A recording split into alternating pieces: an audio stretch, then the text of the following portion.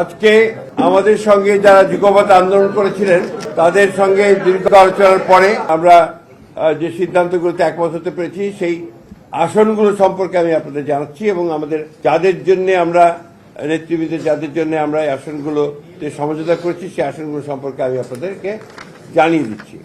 তো আমাদের সিদ্ধান্ত হয়েছে সেই সম্পর্কে আমি জানিয়ে দিচ্ছি। ইতিমধ্যে আপনারা আমাদের যিনি যোগ দিলেন এলডিপি থেকে ডক্টর রিদওয়ান আহমেদ এলডিপি থেকে যোগ দিলেন, আমার বিএনপিতে যোগ দিয়েছেন, তার জন্য আমরা কুমিল্লা 7 এই আসনটি আমরা এটা তাকে দেওয়া হচ্ছে।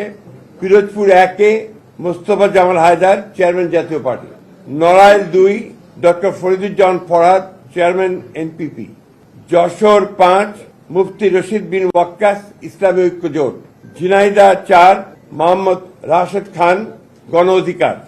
ববি হাজ্জাজ এনডিএম, তিনি বিএনপিতে যোগ দেবেন এবং সেটা ঢাকা 13।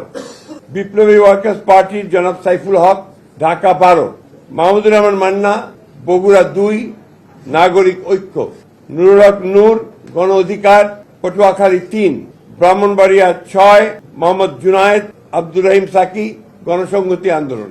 এটা আমরা ঘোষণা করলাম, এরপরেও আলোচনা চলবে।